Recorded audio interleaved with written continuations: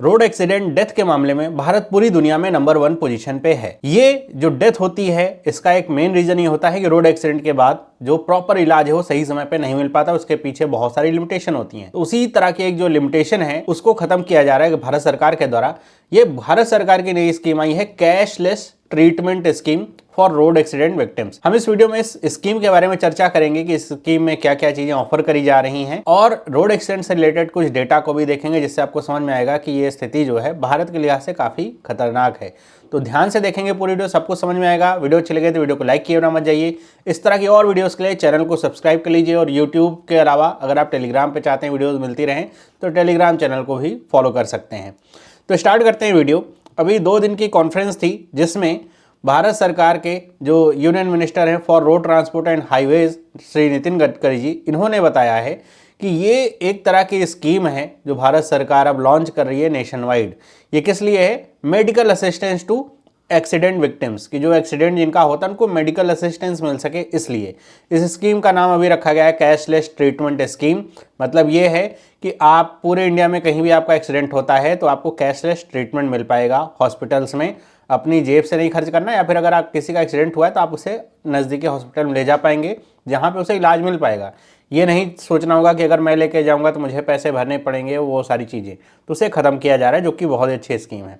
तो इसका जो एम यही है कि जो टाइमली है और हैसल फ्री मेडिकल केयर है, इंडिविजुअल जो एक्सीडेंट में इंजर्ड हुए हैं उनको मिल सके पूरी इंडिया में। मतलब ये किसी खास शहर या केवल बड़े शहर या केवल हाईवेज ऐसे सीमित नहीं है, पूरे इंडिया में कहीं भी रोड एक्सीडेंट होता है सब जगह पे ये स्कीम लागू होगी।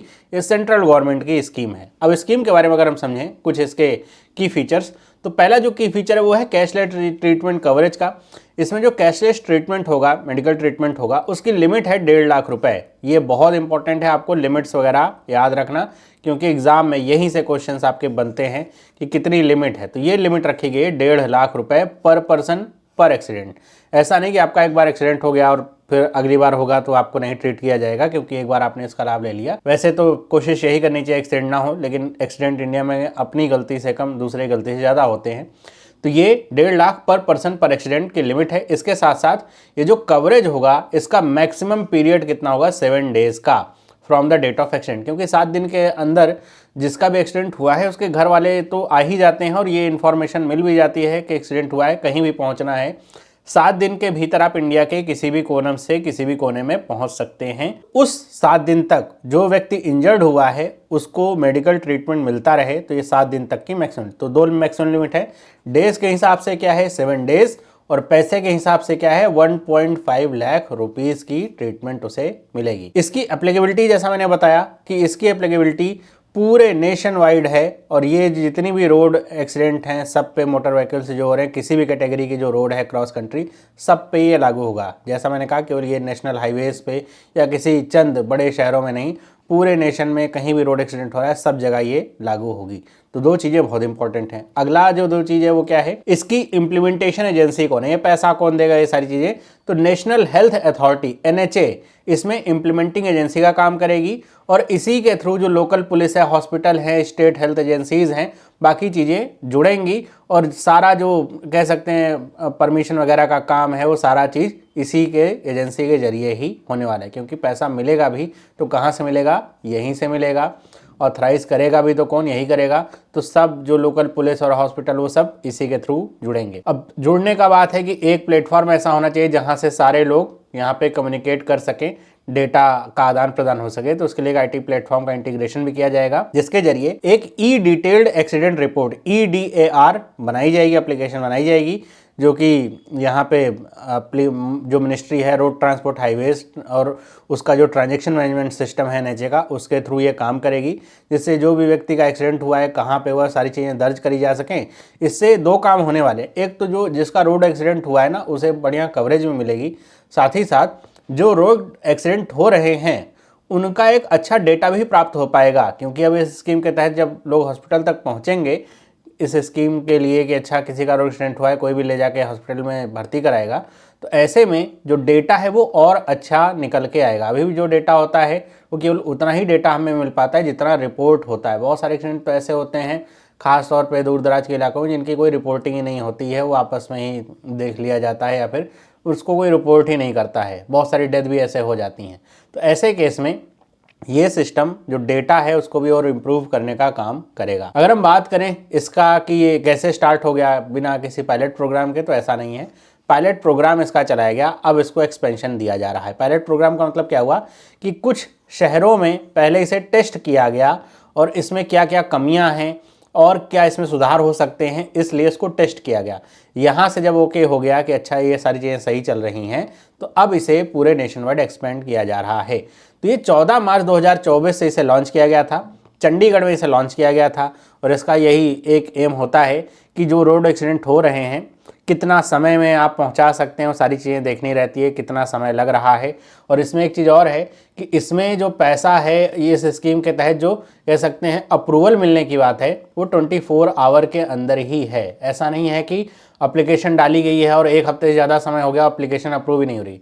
इसका जो टर्न अराउंड टाइम है वो 24 आवर्स का है, मतलब इसके पहले ही हो जाना चाहिए जो लोग भी इसके स्कीम के तहत आते हैं उनके लिए। बाद में इस पायलट प्रोजेक्ट को एक्सपेंड किया गया आसाम, पंजाब, हरियाणा, पौंडुचेरी, और उसके बाद इसकी सक्सेस को देखा गया और इसमें जो कमियां थी उसको देखा गया। और अब इसको मॉडिफाई करके मार्च 2025 से स्कीम को लॉन्च किया जाएगा। मतलब अभी नहीं, मार्च 2025 से नेशन वाइड ये लॉन्च करी जाएगी स्कीम। और इस स्कीम के तहत अब रोड एक्सीडेंट में, इस स्कीम के तहत एम यही है कि रोड एक्सीडेंट में मिलने वाले लोगों को मेडिकल केयर भी मिल पाए सही समय पे, टाइमली, क्योंकि एक्सीडेंट में टाइम बहुत इंपॉर्टेंट रोल प्ले करता है। उसके साथ साथ जानें भी बचाई जा सकें। जो हमारा देश के ऊपर एक ठप्पा सा लगा हुआ है, सबसे ज़्यादा रोड एक्सीडेंट में मौतें होती हैं, उसको भी कम किया जा सके, क्योंकि टाइमली अगर मेडिकल केयर मिल पाएगी ना तो बहुत अच्छे तरीके से लोगों की जान बचाई जा सकती है। अगर एक स्टैटिस्टिक्स आपको बताऊं, 2023 का डेटा है जो 2022 में जो रोड एक्सीडेंट हुए थे उनको लेकर के निकाला गया है कि इंडिया में 4,80,583 रोड एक्सीडेंट रिपोर्ट हुए हैं। देखिए ये क्या है, रिपोर्ट हुए हैं। बहुत ज़्यादा इसकी संख्या होगी जो कि रिपोर्ट ही नहीं हुई होगी, उसको भी ऐड करेंगे तो सोचिए नंबर बढ़ेगा। 2022 से 4.2% ज़्यादा था। अगर हम इस रोड एक्सीडेंट में मृत्यु की बात करें तो 1.73 लाख जो इंडिविजुअल्स हैं उन्होंने अपनी जान गंवाई है। और अगर एवरेज निकाला जाए तो सोचिए 474 डेथ पर डे हुई है। मतलब हर 3 मिनट में एक व्यक्ति की रोड एक्सीडेंट में मौत हो रही है। मतलब जितना किसी बीमारी से लोग नहीं मरते हैं उससे ज़्यादा लोग रोड एक्सीडेंट में मर रहे हैं। और ये क्या अच्छी बात है? बहुत ही ख़राब बात है, जो कि दिखाता है हमारा जो इंफ्रास्ट्रक्चर है वो कितना कमज़ोर है और जो इस एक्सीडेंट के बाद मिलने वाली सुविधाएं हैं वो कितनी कमज़ोर हैं। मतलब कि अगर सही समय पे लोगों का इलाज मिल जाए तो बहुत सारी जानें बचाई जा सकती हैं। उसके अलावा लोगों को ट्रैफिक सेंस एकदम नहीं है, ऐसा कह सकते हैं, क्योंकि ये जो ज़्यादातर यहाँ पे एक्सीडेंट होते हैं, जैसा मैंने कहा, वो गलत ड्राइविंग की वजह से होते हैं। कोई रैश ड्राइविंग कर रहा है या फिर रेड लाइट क्रॉस कर रहा है या फिर जहाँ पे कट नहीं है वहाँ से लोग मोड़ने का प्रयास करते हैं। अपनी जो स्पीड लिमिट है 100 की स्पीड लिमिट है तो लोग हाईवेज पे चलते हैं 200 की स्पीड से। उनको ये नहीं समझ में आता है आप ज़रूर 200 की स्पीड तो पार कर लेंगे अपनी गाड़ी से, लेकिन आपकी गाड़ी के टायर भी तो ऐसे होने चाहिए जो उस स्पीड से उत्पन्न होने वाली जो हीट है उसको सहन कर सकें। नॉर्मल जो गाड़ियाँ मिलती हैं जो इंडिविजुअल हम लोग चलाते हैं वो टायर इस स्पीड के लिए नहीं बने होते हैं कि लंबे समय तक इस स्पीड को मेंटेन रख सकें। तो ऐसी स्थिति में टायर फट जाते हैं, गाड़ियां पलट जाती हैं, डिसबैलेंस हो जाता है, लोगों को नींद लग जाती है, कॉमर्शियल व्हीकल से भी ऐसे एक्सीडेंट होते हैं। तो ये दिखाता है कि हमारे यहाँ जो रोड एक्सीडेंट है उसमें जो इतनी बढ़त है, आप मरने वालों की संख्या इतनी बढ़ी है, उसका रीज़न एक ये भी है कि हमारे यहाँ जो गाड़ी चलाने का सेंस है वो काफ़ी कम है ना। गाड़ी मिल जाती है, बस किसी भी तरीके से चलाते रहते हैं। इंजरीज़ की बात करें तो वो भी 4% बढ़ी है 2022 की तुलना में। जो हाई रिस्क ग्रुप है तो इसमें बताया जा रहा है कि इसमें जो 2 व्हीलर्स हैं, राइडर्स हैं, उनसे कम 44% जो फैटल्टीज़ हैं, मतलब मृत्यु है, केवल जो 2 व्हीलर राइडर्स हैं उनकी ही हुई है। तो ये हाई रिस्क ग्रुप में आते हैं। और अगर हम जियोग्राफिकल डिस्ट्रीब्यूशन देखें तो उत्तर प्रदेश, तमिलनाडु, महाराष्ट्र में हाईएस्ट नंबर ऑफ फैटल्टीज़ रिपोर्ट करेंगे। मतलब सबसे ज़्यादा रोड एक्सीडेंट में मृत्यु इन स्टेट्स में हुई है। बल्कि दिल्ली में अगर देखा जाए तो सबसे ज़्यादा रोड क्रैश फैटल्टीज़ यहाँ पे रिकॉर्ड करी गई हैं कि रोड क्रैश की वजह से मृत्यु सबसे ज़्यादा दिल्ली में हुई है। 2022 का आपका डेटा है, 2024 का भी डेटा आ जाएगा तो उसके आधार पे हम थोड़ा और कंपैरिजन इसका कर पाएंगे। लेकिन ऐसा नहीं है कि इसमें बहुत बड़ा कुछ अंतर होगा, लेकिन आप देखिए ये स्थिति बताती है कि इंडिया में रोड एक्सीडेंट कितने ज़्यादा होते हैं और उसमें मरने वाले लोगों की संख्या कितनी ज़्यादा है। तो इस कॉन्फ्रेंस के दौरान ये भी बताया गया नितिन गडकरी जी के द्वारा कि इसमें 3 सेफ्टी मेजर्स लिए गए हैं जो कॉमर्शियल व्हीकल्स हैं उनके लेकर के बात हुई है, जिसमें से एक है electronic stability control, emergency braking system और ड्राइवर ड्राउननेस ऑडियो अलर्ट मैकेनिज्म, है ना। जैसे कुछ गाड़ियों में होता है, ADAS लगा होता है कि अगर आप गाड़ी चलाते चलाते आपको झपकी लगने लग जाती है तो वो तुरंत अलर्ट भेजने लगता है, जिससे आपकी नींद खुल जाती है। तो ये 3 सिस्टम लगाने की बात हो रही है कि जितने भी हैवी व्हीकल्स हैं सब में लगाए जाएं, जिसके द्वारा जो ड्राइवर्स, जो कमर्शियल व्हीकल्स हैं, जो ट्रक्स वगैरह होते हैं बड़े बड़े, उनसे जो एक्सीडेंट होते हैं उनमें कमी लाई जा सके।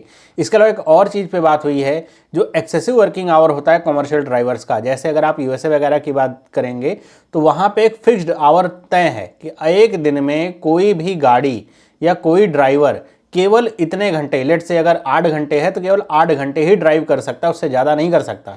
मतलब ये नहीं कि वहाँ की रोड ख़राब है या गाड़ी फूक जाएगी, ऐसा नहीं है, वो कर ही नहीं सकते। अगर वो करेंगे तो फिर फाइन लगता है। तो उनके पास एक डिवाइस होती है जिससे उनकी जो ट्रैकिंग होती है वो होती है कितनी देर आपने गाड़ी चला ली, उसके बाद फिर अगर 8 घंटे चला ली, ये एग्जाम्पल के तौर पर बता रहा हूँ, तो फिर उनको खड़े ही रहना है, कहीं भी स्टॉप पे जा करके वो खड़े हो जाएंगे। फिर जब उनकी लिमिट 24 आवर की पूरी हो फिर वो गाड़ी ड्राइव कर सकती हैं। सोता क्या है कि जो ड्राइवर्स होते हैं उनको आराम मिल जाता है, प्रॉपर सोने का समय मिल जाता है, रेस्ट का समय मिल जाता है, क्योंकि गाड़ी चलाते हुए लंबे लंबे रूट पे जो मानसिक थकान है और शारीरिक थकान दोनों ही हो जाती है, और जिसकी वजह से सही समय पे सही निर्णय ले पाना सक्षम नहीं होता है। इसी वजह से बहुत सारे एक्सीडेंट होते हैं। तो इस वजह से ये कमर्शियल ड्राइवर्स के लिए भी कदम उठाया जाएगा। तो गाड़ियों में एक VLTD सिस्टम्स जो है वो लगाया जाएगा, मतलब व्हीकल लोकेशन ट्रैकिंग डिवाइस, एक ऐसी डिवाइस लगाई जाएगी जिससे व्हीकल को ट्रैक किया जा सके। और साथ ही साथ एक आधार बेस्ड सिस्टम होगा ताकि ड्राइवर का जो वर्क शेड्यूल है उसको मॉनिटर किया जा सके, ताकि ओवर वर्क ना कर पाए ड्राइवर। तो ये भी यहाँ पे एक निर्णय लिया गया है। तो ये सब आने के बाद उम्मीद है कि भारत में जो रोड एक्सीडेंट में डेथ का मामला है वो तो कम हो, और रोड एक्सीडेंट का भी मामला कम होना चाहिए, जिसके लिए एक तो ड्राइविंग लाइसेंस जो दिए जाते हैं वो सही तरीके से दिए जाएं, जिन्हें गाड़ी चलानी आती है और जिन्हें ट्रैफिक का सेंस है, पता है लेन में कौन सी लेन में चलना है, कहाँ पे कितनी स्पीड रहनी है, वो सारी चीज़ें। इसमें जो 2024 की एक डेटा था उसमें ये भी बताया गया था कि सोचिए स्कूलों के आसपास जो कट बनाए जाते हैं, मतलब स्कूल के आसपास कट बना दिए गए गाड़ियों के निकलने के लिए, उसकी वजह से इंडिया में 2024 में 10,000 बच्चों की मौत हुई है। क्योंकि बच्चे तो सड़क से जैसे उनको कट दिखाओ निकल जाते हैं, और वो कट वहाँ पे होना नहीं चाहिए, जिस वजह से उनका एक्सीडेंट होता है। 10,000 बच्चों की मौत हुई है, सोचिए बच्चों की मौत हुई इतनी ज़्यादा। तो ये थी पूरी न्यूज़। आई होप आपको ये सारी चीज़ें समझ में आएंगी। बाकी वीडियो अच्छी लगी तो वीडियो को लाइक करिए, अपने दोस्तों के साथ शेयर करिए। इस तरह की और वीडियोज़ के लिए चैनल को सब्सक्राइब कर लीजिए। मिलते हैं अगले वीडियो में, सभी लोगों को बाय।